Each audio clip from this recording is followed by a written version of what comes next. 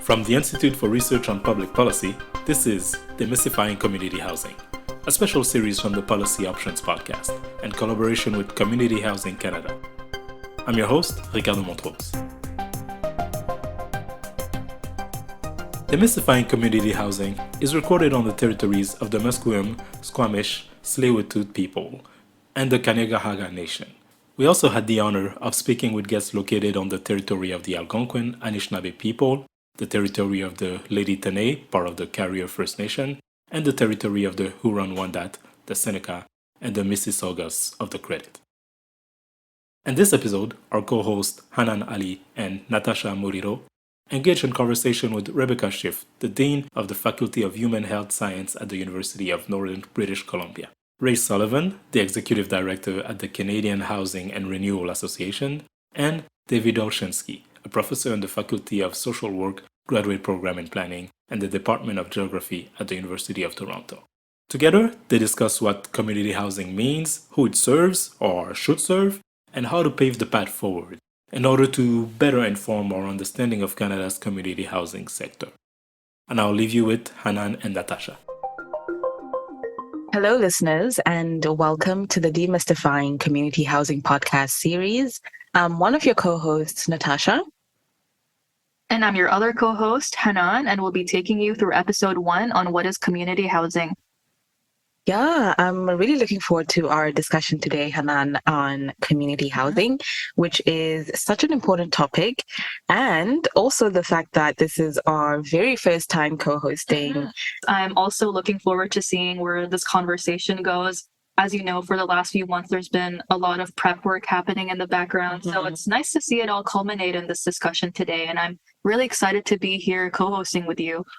Likewise, and I'm glad that this has all come together really well and to be engaging in this dialogue on demystifying community housing. Me too. And actually, as you mentioned earlier, Natasha, community housing is an important topic in the contemporary housing landscape, but one that seems to be conceptually and empirically understudied. So in the last few weeks, we've had some exciting conversations with prominent scholars in housing policy and research, including with Rebecca Schiff, Ray Sullivan, and David Hulchanski. Yeah, the conversations were very enlightening. But before we dive into our discussion, let's first hear from these speakers about their own professional and research expertise. Sure. Thanks so much. So my name is Rebecca Schiff. I'm a professor of health sciences and dean of the Faculty of Human and Health Sciences at University of Northern BC. I am situated today on the Prince George campus of UNBC, and I also want to acknowledge that I'm here on the traditional, unceded, and ancestral territory of the Lheidli Tenay, and acknowledge how humbled I feel to live and work in this territory every day, and hope that the work I do today and every day is in a way that's good and respectful of that relationship. I will just highlight as well that I am a lead of an area of inquiry for the Community Housing Canada partnership. My area of inquiry is specifically focused on models of community housing. I also am co-lead of another national partnership called At Home in the North, which is specifically focused on understanding housing and homelessness across Northern Canada and solutions to housing and homelessness challenges in the North. And I'm so happy to be joining you. I'm Ray Sullivan. I'm the Executive Director of CHRA, which is the Canadian Housing and Renewal Association.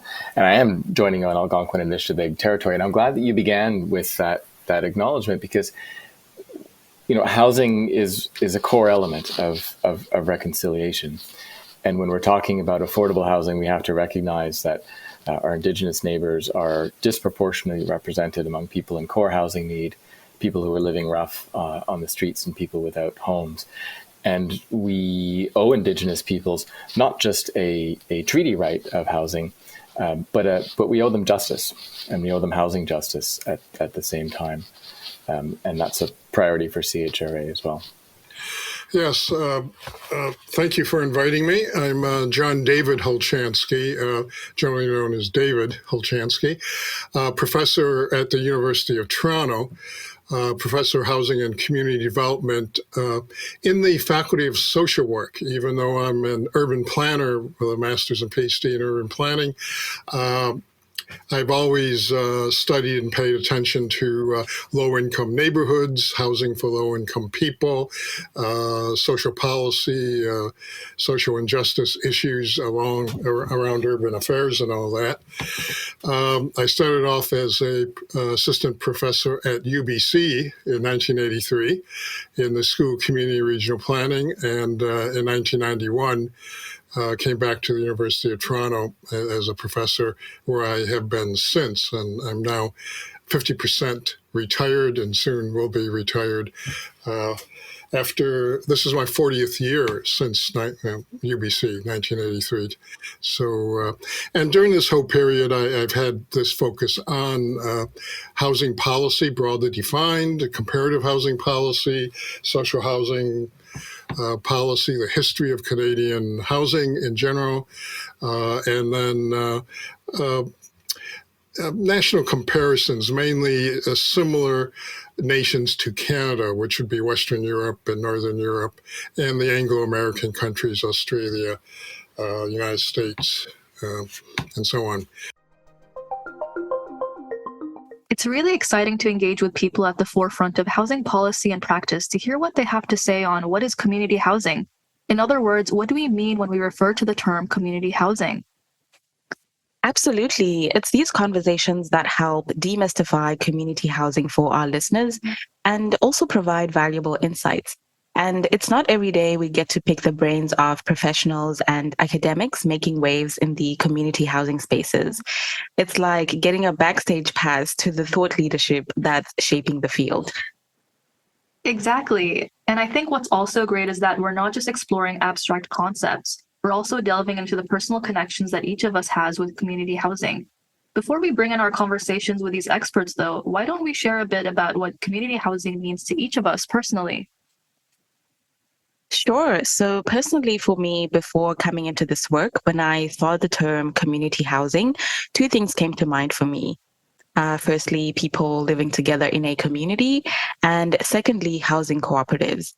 The meaning for me has been shaped by the stories from my family during my upbringing. I remember stories from my family about the emergence of housing cooperatives in Zimbabwe in the 1980s. So that's after the country gained independence. And these housing cooperatives addressed housing needs through both work-based and community-based approaches. So, for example, work-based cooperatives were formed by individuals sharing common employment, and then democratically elected management committees then worked to pool resources and provide housing solutions. So it was more than just brick and mortar. It was a community-driven initiative that ensured that despite economic challenges, people had a place to call home. And now engaging in community housing initiatives here in Canada, I couldn't help but draw parallels between my background and the struggles faced by communities here, specifically in Vancouver regarding equitable housing access. So it's in these reflections that I recognize the universal significance of community housing, its transformative potential, and the resounding call for accessible community-driven housing solutions. These are valuable reflections, Natasha, which I'm sure will have wider salience to our conversation later on. Personally, for me, before doing this work, my research focused on examining precarity and unfreedom in labor markets and in housing, specifically the political economy of housing and socioeconomic inequality. So my understanding of community housing emerged in relation to the national housing polycrisis. And I say it's a polycrisis because it involves multiple interconnected issues that also require multiple interconnected solutions. We're living in a time of climate injustice, conflict, pandemic that technically isn't over, ongoing recession, and growing numbers of unhoused and precariously housed neighbors with long delayed justice for Indigenous populations. So it certainly feels like we're living in an era of polycrisis. These are really interesting reflections that you've shared so far, Hanan. And it's interesting that you mentioned that housing seems to be at the core of this polycrisis. I'm curious, could you further contextualize that? Definitely. To provide some numbers, over 1.7 million Canadians today are in unaffordable and inadequate housing. About 1/3 of renters need housing offered at a more affordable rate than the market currently provides, and many experience rapidly rising housing costs. Another 25,000 are homeless, and this number is still growing. So I think community housing has a role to play in addressing these housing needs, but I do have some confusions about community housing, both as a sector and as a term in and of itself. Right. For example, to what extent is community housing synonymous with or an alternative for non-market housing and social housing? Are these terms interchangeable? What are the murky middles that we need to address? And how do we draw the goalposts? And when we use these terms, do we all mean the same thing? From what you've shared so far, Hanan, there is clearly a need for further conceptual spadework on the term. Through our research, we've learned that community housing has no established standardized definition in the empirical literature. And to do some myth busting, you and I conducted street interviews with the general public around the Vancouver downtown core, which was really eye-opening to explore different understandings of community housing. Yeah, we had lots of interesting conversation with people to capture that fuller range of perspective on the ground from different demographics. So here's what folks had to say.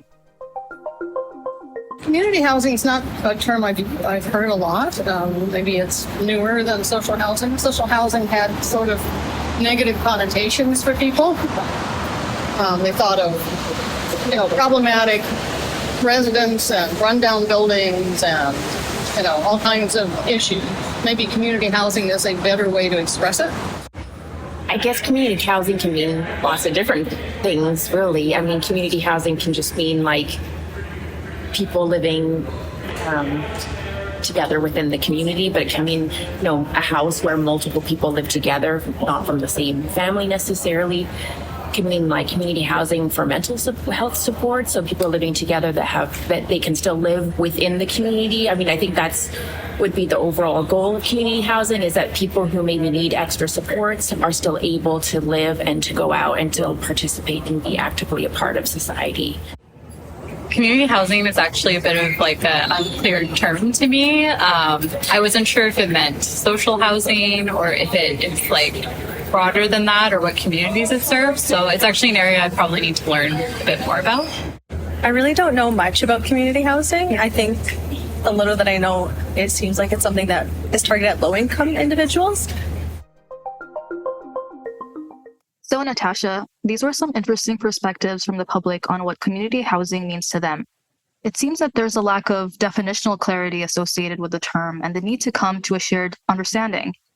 The Canadian government in its National Housing Strategy uses community housing to refer to housing that is owned and operated by nonprofit housing societies and housing cooperatives, or housing owned by provincial, territorial, or municipal governments. But apparently there's still more to unpack into what this term means in policy and in practice.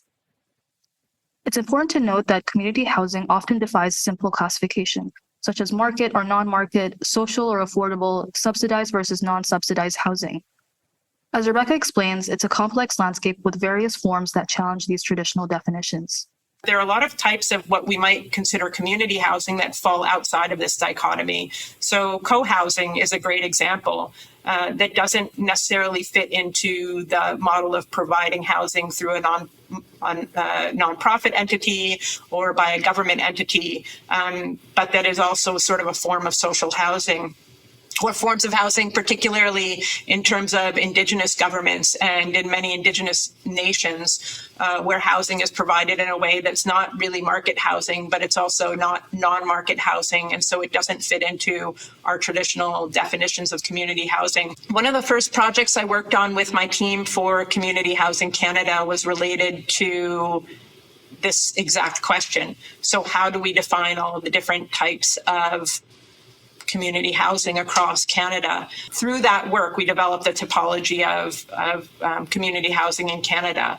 And there were 4 lenses through which we could look at understanding different types of community housing, and that all of those options can be mixed and matched between the different categories. So we actually end up with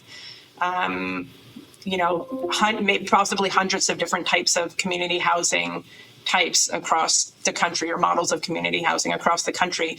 Rebecca explains 4 dimensions to view different types of community housing. So there's sort of 4 different categories that we looked at and that were defined through our interviews and with our partners. were first and foremost about unit characteristics. So the type of unit, is it a house? Is it an apartment? Is it maybe a house with rooms? Then there's location and tenure type. In some types of community housing, you'll have a whole bunch of houses in one neighborhood together that make up a housing cooperative, or you might have apartments that are spread all across a city that also make up a housing cooperative, or make up a form of housing that's provided by the government. You can have both of those sort of different locations and types of housing provided by all sorts of different entities. Then we have tenancy as well. That was another one of our categories. So we're looking at aspects of tenancy, such as the type of tenure and the length of tenure. So is there a limit on the amount of time that you can spend in a unit?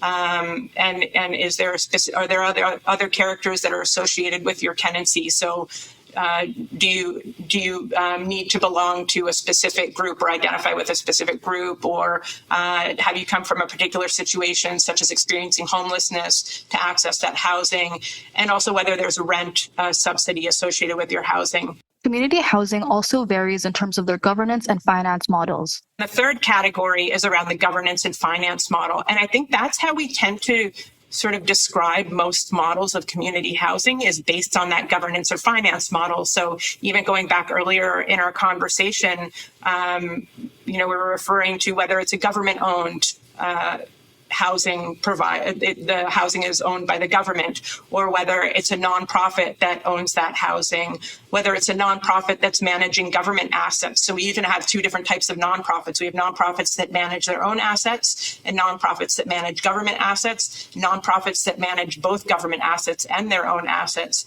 We have cooperatives, we have co-housing. So these are all what I'd call governance and finance model, and it's where we tend to go when we're describing models of community housing. Lastly, community housing differs in terms of the various groups and communities they serve. So is there a specific population that this community housing provides housing for? So does it provide housing for everyone? Does it provide housing for anyone, but it's income tested? Is it specific to seniors or to families, to people experiencing homelessness? Is it for everyone, but it's focused on trying to create a mixed income model, and so on. So you can put all of these different elements together and find hundreds of different really models of community housing across the country. These are really helpful, Hanan. Another distinction Rebecca discusses is supportive housing versus independent social housing. Supportive housing is often thought of as having programming or supports that are integrated with the housing, whereas social housing is provided, and it's really just about providing the housing and not providing any supports that are mixed in with that housing. But I think those lines, while we might think that they're quite distinct, they're actually becoming more and more blurred. So we're seeing more of what used to be independent social housing type organizations, such as government-owned social housing, where it was just the housing that was provided along with a rent subsidy, and if you wanted any other supports or programs, you went to find those outside of the housing and provided by a separate organization. But what we found in our research is that there are more and more governments who are partnering with nonprofits or other organizations to ensure that those supports are integrated with their housing as well. So there are a lot of blurred lines, I think, between the different models. Rebecca definitely points out a lot of attributes and factors to take into account when defining community housing. Ray delves more into the broader umbrella that community housing has become, a term encompassing various models, all with the common thread of prioritizing affordability and stability over profit. I think we get caught up in these different terms sometimes. In 2017, when the federal government published the National Housing Strategy, they needed to come up with a term that encompassed all of these things. Co-op, public, private, nonprofit, deeply affordable, modestly affordable, and even market rents. So they really committed to that term of community housing, and that's become the broad encompassing term for everything. Whether it's nonprofit, co-op, public, housing with a mix of rents, sometimes housing that includes supports, basically anything that operates outside of the private for-profit market. And that's the distinction. So rather than an organization or a landlord whose motivation and his purpose is profit, you have landlords and organizations whose mission is based on affordability and stability for tenants. We see that community housing has now been used as a collective term for a spectrum of housing options, but this term hasn't entered into the housing policy vocabulary until quite recently. Our next guest, David, shares historical insights into the evolution of this terminology in the Canadian housing landscape. The term community housing, as far as I know, and I'm doing some more research into it, has only been used for 10 or 20 years, or maybe less, in Canada. The best I can find is government. Canada Mortgage and Housing Corporation mainly began using that term, and especially in the 2017 National Housing Strategy document. Historically, we've used the terms social housing. That's the most common term for many, many decades. In the 1940s and 50s, the main term was public housing because there was a lobby to try to get a public housing program going in Canada.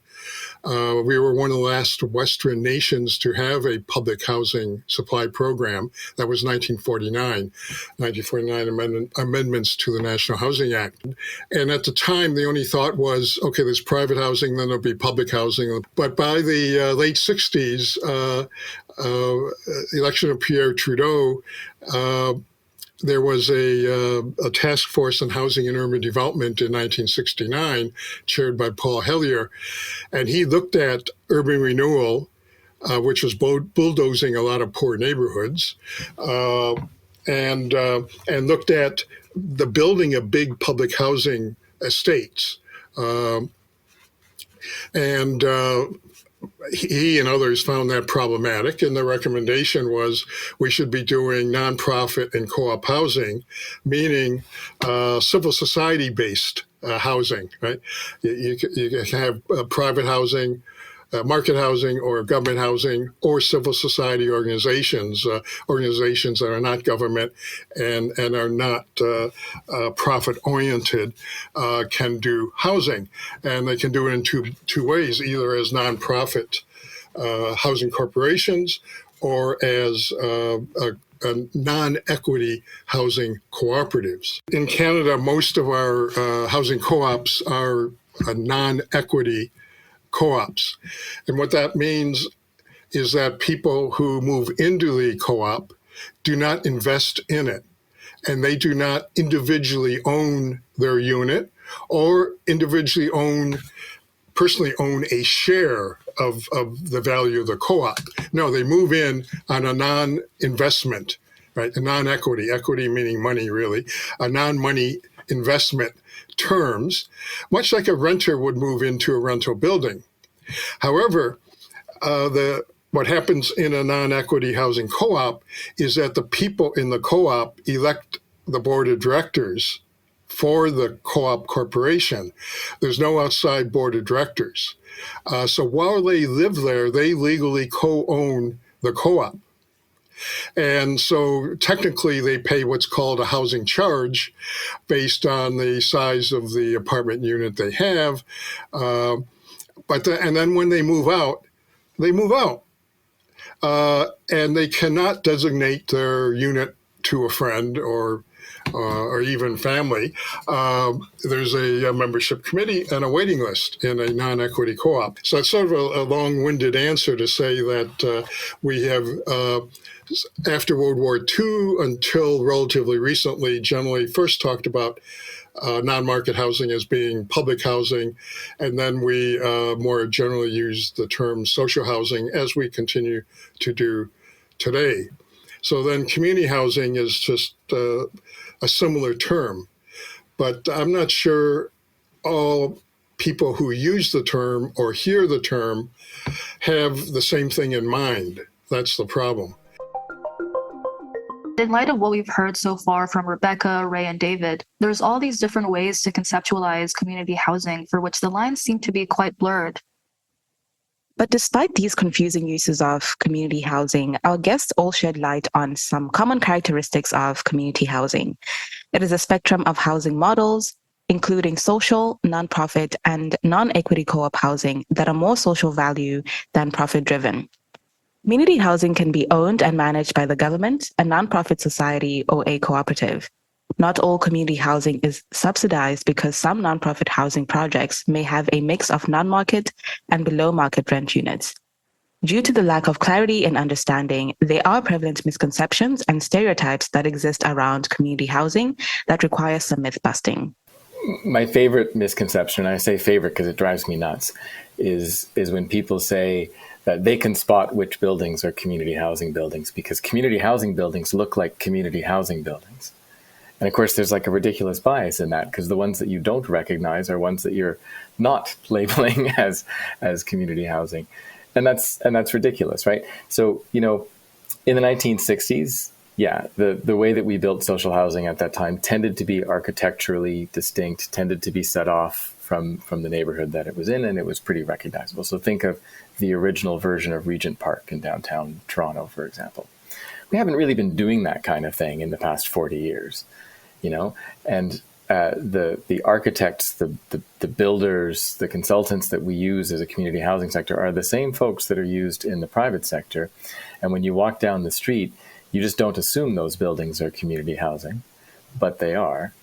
The nonprofit that I used to manage, CCOC here in Ottawa, half of our portfolio was acquisitions. So properties that we bought that had been operating in the private market that we turned into nonprofit community housing. So of course, people walk down the street and they don't say, oh, that's social housing or that's community housing, because it looks like every other building that's there. So that's a bit of a misconception. Community housing is beautiful architecture. They're modern buildings and they work seamlessly into neighborhoods. Ray indeed makes an important point in terms of the distinct monolithic architectural design of public housing projects that were built by the government in the 60s and the 70s, compared to the more diverse and aesthetically appealing building structures of community housing today. Another oft-cited perception about subsidized non-market housing in particular is that such in-kind housing support disincentivizes people from working. This argument, however, faces scrutiny from experts like David. There isn't even logic to that kind of an argument because the most heavily subsidized housing in Canada's housing system are owner-occupied, is home ownership. They receive all kinds of tax breaks and all kinds of advantages that far surpass any subsidies that people receive. So this is simply another one of those stereotypes about lower income people. They're lazy people. They don't work hard. If they worked hard, they wouldn't need social housing. If they get housing, they're just going to relax all day and do nothing. No, there's no evidence of that. Challenge anybody to show evidence that that's the case. It just isn't. It's the opposite. Once you have secure housing, you can get on with your life. You can get on with raising a family if you want, get on with your education, your job, equality, stuff like that. That is well known, the positive impacts of secure, affordable housing. So that's a carryover of basically Anglo-Saxon Protestant work ethic, right? Many of these points are also echoed by Ray, who addresses this misconception by shedding light on the demographics of community housing tenants. It's not valid. Look, the majority of tenants in community housing, whether they're deeply subsidized or not, are people with jobs. And in fact, they're often people with 2 or 3 jobs because they're working low-income jobs. So far from disincentivizing work, poverty incentivizes people to work a heck of a lot harder than people with higher paid jobs. But let's talk about that idea of portable rent allowances as a different alternative. That's not a bad alternative at all, and it provides choice, but it doesn't create affordable supply. Where are we creating the supply of rents that people can afford? And portable rent allowances don't cover the full rent. Usually the tenant is making up a significant portion of that. Contrast that to subsidies in community housing, which also don't pay the full rent. And typically the tenant pays a portion and the nonprofit ends up paying a portion as well. So typical rent geared to income subsidy programs that I've worked with, at least in Ontario, will cover the difference between what the tenant pays and about 80% of the actual market rent for the same apartment. And the nonprofit just takes that 20% loss because it's part of their mission. Now we have gathered a good understanding of what community housing is, and our discussion so far has also addressed some of the misconceptions surrounding community housing. I'm keen to delve into the community housing sector's current state. So Hanan, why don't you tell us, what does the sector look like today? That's an excellent question, Natasha. In fact, despite its pivotal role in supporting the housing needs of low and moderate income households, community housing only accounts for about 4% of the total housing stock in Canada, which is on the lower rank among OECD countries. This is on par with the United States, New Zealand, Australia, and lower than 17% in the UK. The Canada Mortgage and Housing Corporation, or CMHC, which is the Crown Corporation for Housing Financing and Policies, did a survey of the community housing sector in 2022, which reveals the current landscape of the sector. And according to the survey, most community housing units are managed by government, accounting for about 58% of the stock. 26% of the sector are managed by nonprofit organizations, and 10% are co-op housing. But of course, these numbers tend to vary across regions. You say these numbers vary across regions. So what does this mean in terms of how the supply of community housing is currently spread across Canada? How evenly spread is it?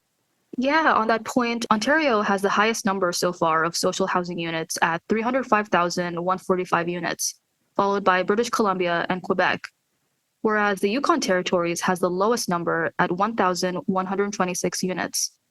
None of it, the Northwest Territories and Prince Edward Island, fall in between the spectrum. So, as you can tell, Natasha, significant unevenness characterizes the spatial distribution of community housing in Canada. And this need for housing is even more acute in the community housing sector. For example, according to StatsCan data, in 2021, there were at least 227,200 Canadian households on a waiting list for social and affordable housing, and more than half of these households have been on a waiting list for 2 years or longer. Ray now guides us through the historical disinvestment that has left a lasting impact on the sector.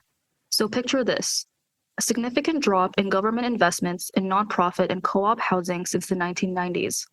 The consequences? A plummet in the creation of new community housing, leaving us with a glaring undersupply of affordable non-market housing. The landscape across Canada is pretty dire. And what's happening is we're suffering from a divestment in rental housing and community housing that is 30, 35 years old at this point. So in the early 1990s, starting with the federal government and then continuing with several provincial governments stopped investing in creating new nonprofit and co-op housing. And at that peak, 15 to 20% of housing starts were non-market community housing. That went off a cliff and just completely plummeted. At around the same time, a little bit earlier than that, in the late 1980s, we saw the private sector stop building new rental housing.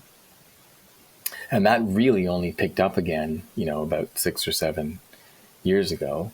And, not much longer than that in terms of reinvestment from governments in building new community housing. But the level of investment that we see now is a fraction of what it was, say, in the 1980s and the early 1990s. So this is what's led to a huge undersupply in affordable non-market housing. The federal divestment in the community housing sector happened in broader political and economic contexts, such as housing financialization and growing income inequality that have transformed housing into a financial asset. David paints a vivid picture of these trends and their impact on the very essence of housing. Housing has always been a commodity, and mainly a commodity in Canada's history. And most of it will be long into the future.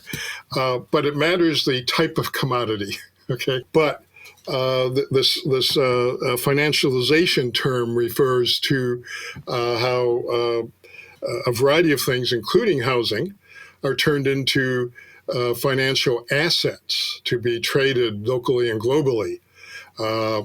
So with condominiums, you can buy a bunch of units in a condo and keep them empty. And you can buy a rental building or rental units in a condo and not rent them out to local tenants, but turn it into a hotel, right? The Airbnb kind of thing, right? So our federal and provincial governments have allowed this to happen. The variety of things that fall in this category of the financialization of housing, meaning there are no longer places for people to live and raise a family. It's a tradable asset, and it's more easily traded if it's left vacant. Thus, we have a minimal vacancy tax. Canada's housing policies have opened the door to financialization over the past 3 decades. The federal withdrawal from social housing provisions in the 1990s, the financial market deregulation with expanded access to cheap credits and loans for homeownership, and the deregulation of rent control have all contributed to a lucrative system for real estate speculation. Data from Statistics Canada show that in 2020, across BC, Manitoba, Ontario, New Brunswick, and Nova Scotia, just under 1 in 5 properties, including houses and condominium apartments, were used as investment rather than primary residence. Notably, in Manitoba, Ontario, and Nova Scotia, more than half of the total value of properties with multiple residential units are held by for-profit businesses instead of individual homeowners. As David explains, this growing income and wealth inequality further exacerbates housing financialization. The main factor that has caused problems in our housing sector is the growth of income inequality. And the growth, it's income and wealth inequality, but it's also income and wealth polarization. We talk about being a middle-class society, and politicians talk about supporting the middle class. Well, up until the 1990s, we were increasing the number of people who were middle income in our society.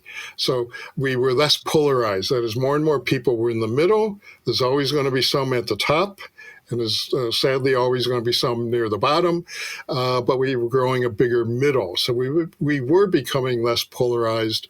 The increase in income and wealth inequality that has polarized our society and has allowed even more people to engage in this financialization, asset flipping of real estate, as opposed to housing being a place to live. Hanan, maybe we can pause here and reflect on how income and wealth inequality have shifted in Canada today. Yeah, that's a great point, Natasha. Urban scholars, including David himself, have found growing income polarization both over time and across geographies. A recent study shows that Canada has seen the highest increase of income inequality in recent years amongst OECD countries. This refers to the significant decreasing trends in the middle-income population with simultaneously increasing trends in low-income groups. The intensified income inequality also translates into increasingly divided Canadian urban neighborhoods and landscape mosaics. This is alarming and will definitely have profound impacts on housing inequality. So what happens when public policies continue to promote home ownership and intensify housing financialization while rental housing gets pushed to the margins? If you're not a homeowner, you're somehow a secondary citizen. It's something lesser. And back in 1981, we were 62% homeowners, and now we're close to 68 or 69% of households as being homeowners. So all kinds of government policy has focused on home ownership to the neglect now of the private rented sector and then the nonprofit, non-market rented sector. Rental housing, whether it's market rental or social rental, is a leftover sector. It's not taken seriously by Canadian housing policy. In other countries, it is, but for us, no. Because if you work hard, you're going to succeed in the simplistic notion of that slogan, and then you'll be a homeowner. But if you're not working hard, it means you're not successful, which means you probably can't be a homeowner, and so on and so on and so on, right? So this goes back to that cultural stereotyping that we have about low-income people. So we are making a residual sector, letting the rental housing age. We used to have a RAP program, Residential Rehabilitation Assistance Program, but that's been discontinued. But cities use that to work with private sector landlords to renew aging private sector rental, as well as, of course, for social rental and public housing rental. But we don't have that any longer either. Why not? But we don't. People in rental are disproportionately not only poor, but these days racialized. David further describes the process of residualization of the rental sector. So let's peel back the layers some more. In the community housing sector, residualization means that social and nonprofit housing becomes more targeted to core need. Instead of serving a broad spectrum of demographics and income groups as it used to, social housing to date serves as a safety net. It has been residualized to be the last resort for the most vulnerable populations. The residualization of social housing creates a dualist rental sector in Canada instead of a unitary sector. What this means essentially is that community housing, especially social housing, is protected and siloed from the private rental housing market. It doesn't compete with the private for-profit sector. So this creates two systems of rental housing for Canadians, which means almost everyone would have to participate in the private market to obtain housing, and only a small population, often the most vulnerabilized, would be eligible to live in social housing. On the other hand, an alternative model would be a unitary or an integrated rental sector, in which nonprofit and for-profit rental housing compete against or partner with each other, and whereby the nonprofit housing sector has a much broader demographic coverage, typically around 20 to 25% of the total housing stock. And David shares a compelling perspective on this. I wish more Canadians, and certainly more housing policy people in Ottawa or our provincial capitals, understood this notion of dualist versus integrated rental sector. So a lot of European countries have an integrated rental sector. So when they began building nonprofit housing, it looked like regular rental housing. And the rents were similar, and it housed a mixture of people, not just poor people. So we in Canada, like the United States, the sort of Anglo-Saxon British Protestant ethic of if we're going to subsidize your housing, first it's got to be crummy. and you're going to be means tested and all that. So that is not an integrated rental system. It's saying there's a rental system for poor people, and then there's a market rental system for other people. But ideally, there's a home ownership sector where most people should aspire to and where most people belong. Countries with dualist rental systems are countries with high rates of home ownership, as you might expect, with a philosophy that work hard and buy a house. And if you can't, tough luck, work harder. Now, let's take a peek at who lives in community housing. According to the 2018 Canadian Housing Survey, a diversity of demographic groups live in community housing, with 56% being female, 19% seniors, 16% having long-term illness or disability, and 44% having difficulty meeting financial needs. Because many social housing units serve the needs of vulnerable populations, tenants in this sector tend to have higher percentages of lone parent households, unemployed individuals, Indigenous and racialized groups, and people with dwelling accessibility needs. As Rebecca explains, the community housing sector serves complex housing needs that are shaped by interlocking social identities, that is class, gender, race, ethnicity, sexual orientation, and so on. Yet these social identities also intersect with geography in significant ways that can compound housing insecurity. Because people aren't just defined by one aspect of their identity. We're not just a gender and that's it. We're not just a race and that's it. We're not just a socioeconomic status and that's it. We have all of these intersecting dimensions of our identity that need to be respected and represented and embraced in whatever community we're living in. So what are housing needs for LGBTQ2I plus individuals, or the experiences of those individuals when they're experiencing homelessness, or for different racialized groups and their experiences of homelessness or their experiences of housing, or socioeconomic groups and their experiences of housing and homelessness, but a lot less research around geography and the way that folks are marginalized when they live in a rural or remote community in Canada, and how then that intersects with even other dimensions of identity that creates further marginalization. So I think we really need to start thinking of geography as a dimension of our intersectional lens, and how that can impact individuals, can seriously impact their housing status. Rebecca further points out that geography is another dimension of housing vulnerability, which is not so well understood. She stresses that the North is grappling with infrastructure challenges and the impacts of climate change, particularly on permafrost. To contextualize housing vulnerability in the North, the 2022 CMHC Social and Affordable Housing Survey indicates that the Yukon territories have among the lowest supply of social and affordable housing. There's also a concentration of Indigenous populations living in rural and remote communities.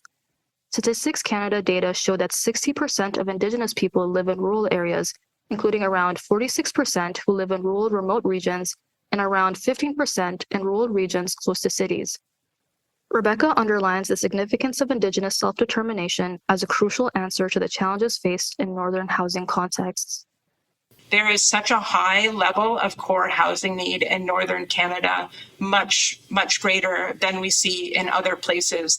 There is a basic lack of infrastructure, and there are a lot of challenges, as we mentioned earlier, to being able to create more infrastructure. Communities that are located on permafrost, and the permafrost is melting, and the housing is literally floating away as the permafrost melts and becomes unstable. Infrastructure, roads that are floating away, and so on.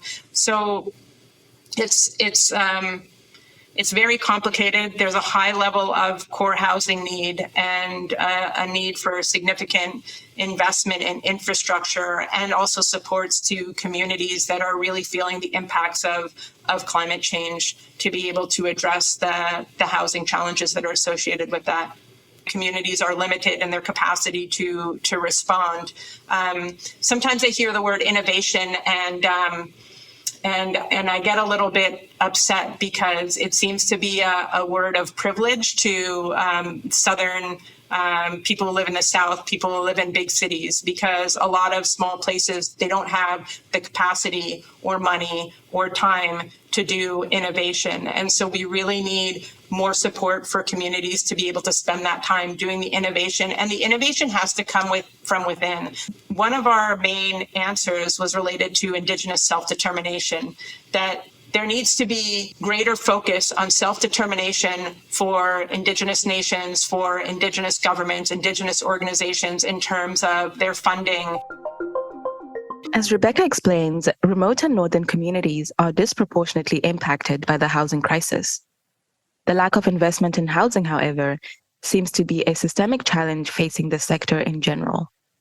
Ray points out that government funding and finances committed in the National Housing Strategy have not kept pace with the current economic circumstances. The National Housing Strategy was a big deal, and it really was the federal government, after dipping their toes in the water for a few years before that, jumping in with both feet and returning to that space of being an important player when it comes to building community housing. And it was a big financial commitment as well. I think it's $82 billion in its current state.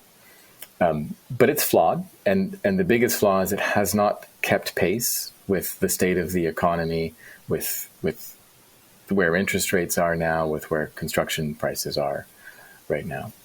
These things were all stable, 5 or 6 years ago, and they're quite variable now. And the programs were designed for a completely different economic circumstance than we have now. To help people better understand the changing economic context, I gathered some information here. According to the Bank of Canada, what cost $100 in 2017, which is the year when the NHS was launched, cost $121 in 2023, representing an inflation of 21%. Additionally, the construction price of residential buildings in major metropolitan areas has increased by 76% during the same period. Wow, these numbers are quite alarming, and this helps to put Ray's comments into perspective. Since developers base their pro forma budgets at the outset of a development process on the economic trends at a moment in time, like in 2017, when these conditions change unexpectedly and the financial assumptions of the pro forma no longer hold, then financing and operations delays can result. Let's hear more from Ray about this.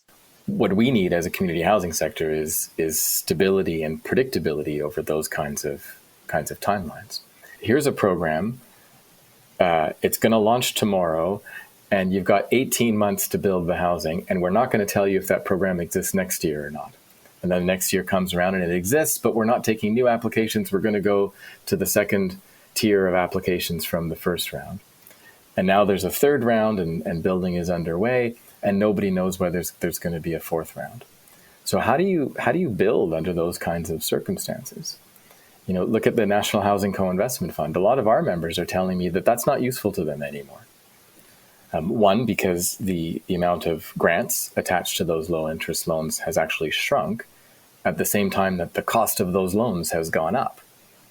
So, you know, when the cost of the loan goes up, you've got a bigger gap in your project budget, and the grants that would help fill that gap have actually gone down at the same time, and unpredictably. So they went down, they were capped at $25,000 per door a while ago. Now they're up to $75,000 per door. What's it going to be a year from now? And if you put in an application for that funding and financing, and it takes a year or year and a half for CMHC to process it, how have construction costs changed before those numbers are locked down? How have the offer on the table from the government changed in that time period? So it's someone I was talking to yesterday had a brilliant analogy. He said it's like building a pro forma budget on quicksand. It's constantly moving, and you never know when you're going to get solid footing. And frankly, that community housing providers are able to do this anyway is an absolutely amazing feat. In addressing these challenges, David suggests that changes and solutions may lie in stronger leadership and better coordinated efforts in the housing system. Canada's housing system needs its Tommy Douglas figure, okay? Because imagine if our healthcare system would be like the United States healthcare system, right? A private firms owning health insurance, whereas now we have one big health insurance corporation in every province that's public, and we do our best to manage it. It's a difficult job, but all Canadians understand we're better off, way better off than Americans because of those reforms that were made to the healthcare system, but we've not done that for our housing system. And we've residualized both private renting as well as social rental housing. There seems to be a real growing sense of housing insecurity among Canadians. And to echo David's insights earlier, the housing system does need to take a serious and systemic turn with stronger leadership and coordination from all levels of government to achieve a truly national housing strategy. Yeah, at the end of our conversation, let's turn to why it's important to understand community housing. Canada's National Housing Strategy states, community housing has been the backbone of Canada's response to housing challenges for more than 60 years and provides an affordable place to live for thousands of Canadians. But Ray emphasizes we need to increase the housing supply, aiming for a doubling of community housing across the country. This, he argues, would create a stabilizing effect on the rental market in general. The proportion of housing stock that is community housing varies across the country. It's particularly high in the north, but core housing need is also, and housing costs are particularly high in the north. Across the country, it's somewhere between 4 and 5.5%, depending on how you measure it. Our call and our challenge to the government is that we need to double the supply of community housing across the country. That's still not going to meet the need that we have. And to get there, we would have to allocate, as much as 20% of new housing supply to community housing. But that would bring us up in line with where other industrialized countries are. And it would create a stabilizing effect on the rental market in general. This is why it's really important that we have a target for increasing the supply of community housing. So we need more affordability, but we need it among the most trusted sources of affordability, which is the community housing sector. David offers important insights on housing tenure neutrality. He challenges the current subsidy distribution, highlighting the need to be fair to all Canadians, particularly those who may struggle to afford market homeownership. The term more people should pay attention to is tenure neutrality, housing tenure neutrality. We give enormous subsidies to home ownership and almost nothing for private renting and very little for social non-market renting. So we've got to be fairer to all Canadians. Canadians who need social rented non-market housing, by definition, have trouble affording what the market has to offer and probably can't become homeowners, okay? And many renters can't afford what the market is offering right now, and that can be fixed. But we're not doing that. So we have an incomplete housing system. We pay attention to home ownership. In a similar vein, Rebecca also challenges the idealism around market homeownership.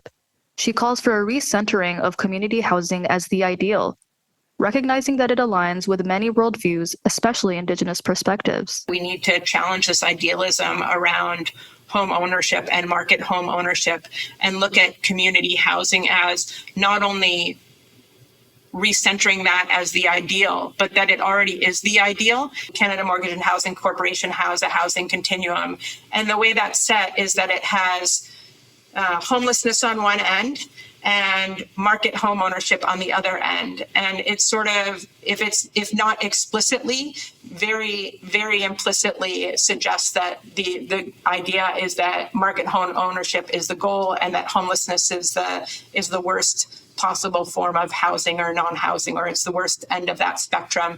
And what we'd like to do, what we're doing and working on, is challenging that housing continuum for the North and suggesting that it's not this linear model, first of all, which doesn't align with a lot of worldviews, and particularly Indigenous worldviews, but that we also want to recognize that market homeownership is not the ideal, and that actually the majority of housing in the North is not market housing, it's not market home ownership, and that market home ownership shouldn't be the ideal. So I would say, just going forward, we need to rethink the Canadian housing continuum. We need to rethink where different individuals and different groups and Indigenous nations sit in relationship to the idea of housing continuums, and creating community through housing as where we should be working towards.